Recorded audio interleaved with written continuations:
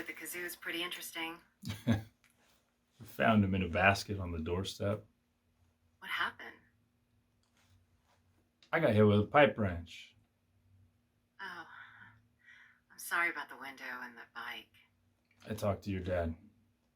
I know. I'm not really sure what happened. I mean, I found the article, and I knew you guys moved in here. You know, I've got some shit going on, in my head. We all do. My dad said you talked with his boss. He's gonna help us keep the house. Why would you do that after what I did?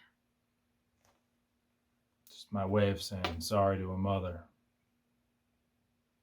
Thank you.